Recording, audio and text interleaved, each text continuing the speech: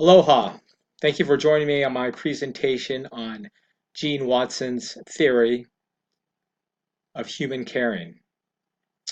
The caritas come from the Greek word meaning to cherish, to appreciate, to give special, if not loving attention to. They include a spiritual aspect for caring focus on love to have a healing effect on the patient itself. Her theory on nursing is especially intriguing because she addresses the patient's body, mind, and spirit.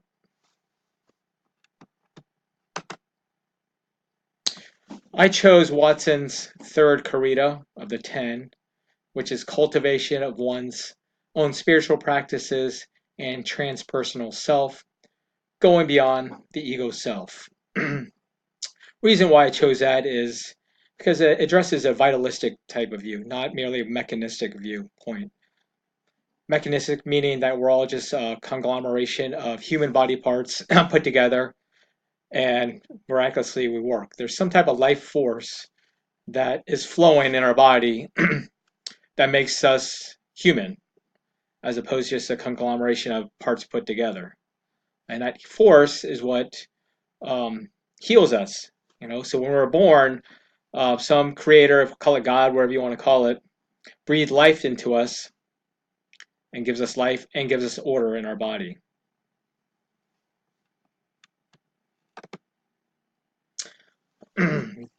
What it means is her third Karita is the process of ongoing spiritual development is a foundation for caring, compassion, and transpersonal human-to-human connections with one another. So what that means is, as humans to interact, we most of us will interact on a more not just a how do you say superficial level, but when we really get to know someone, we're operating on a more higher level, more spiritual level with someone.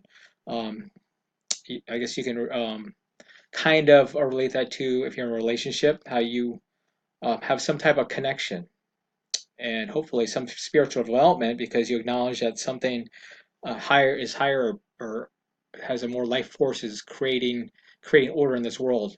We're not just here for ourselves. We're here for a bigger purpose because when we're gone, our soul is going to go somewhere where it's going to be ongoing and living. Okay, another reason why this process or Karita appeals to me is because the facility I currently work at, the majority of patients are never going to go home. Their conditions are so far gone that they're just going to, most of them are going to pass away at the facility. However, their physical body will cease to exist, but their soul will have eternal life. So while they're there, obviously we're going to treat their physical body and try to maintain it, but we want to tap into their essence of why they're living or what they expect to happen afterwards so they're not fearful.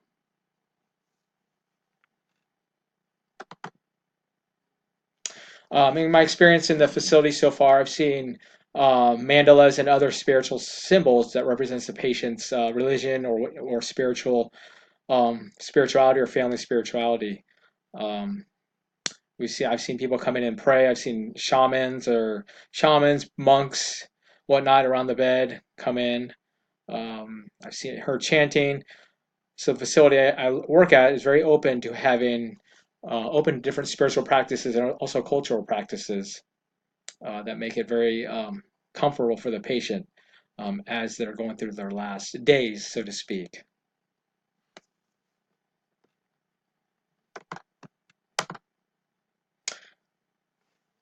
I like this slide because hope is a spiritual force.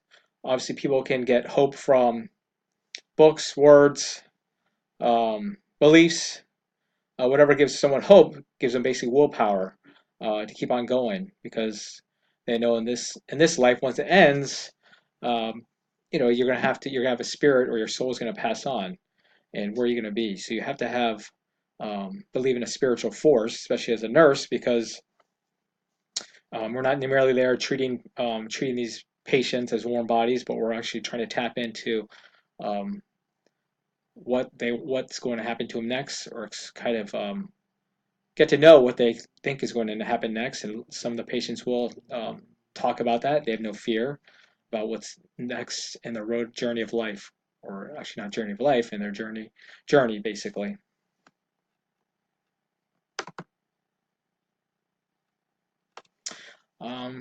As a nurse, there's certain exercises we can do.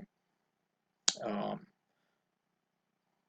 Centering. Okay, so before you go into a room, you can take a deep breath and try to center yourself, so you can cleanse the external world and whatever thoughts are in your mind, and be with so you can be with the next patient you're going to work with, because the patients can tell your energy, so to speak, if you're there, if you're in tune, or if you're not. And so what they found is breathing can be a meditation because it's a miracle of life. Obviously, having breath gives you life. No breath is no life. But when you meditate, combine those two, you can really tap into your brain and your spirit to find out um, what's going on in that day and try to cleanse it. Any of the bad things that happen, you want to cleanse it and go on the patient with a clear mind and a purpose.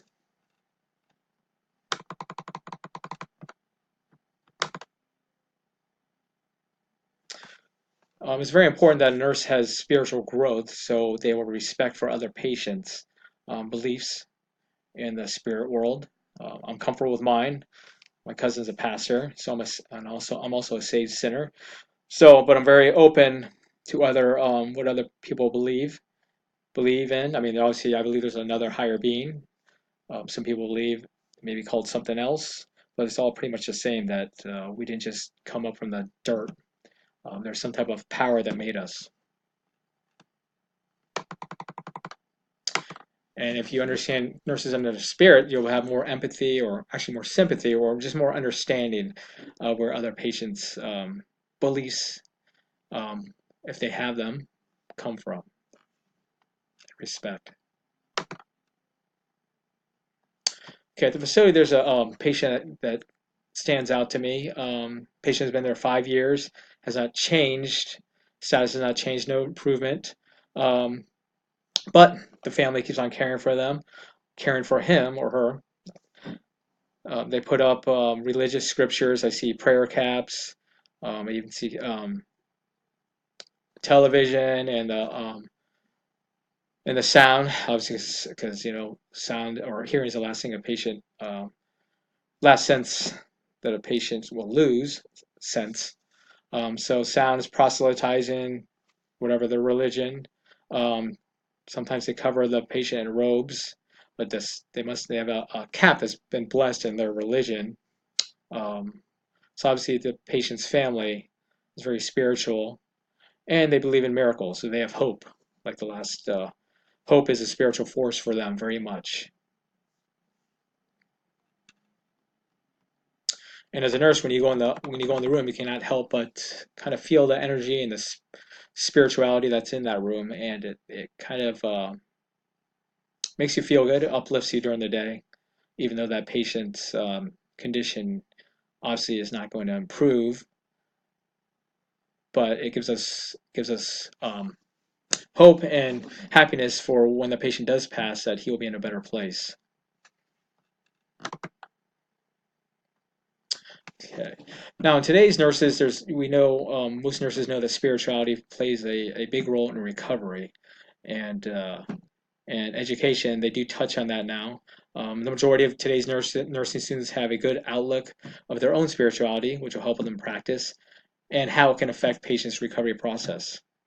So they're teaching them, it's not just once again, it's not just a mechanistic view of health. It's more a vitalistic view, giving creator or acknowledging there's a higher being, that the higher being heals. I mean, we can do the same interventions, say surgeries, whatever, to the same person who has the same certain condition, but it's not up to us because we don't heal. The higher force heals that person's body. Then, as nurses, caring is a central process of the discipline that kind of it, it separates other health professions, and it's central to nursing.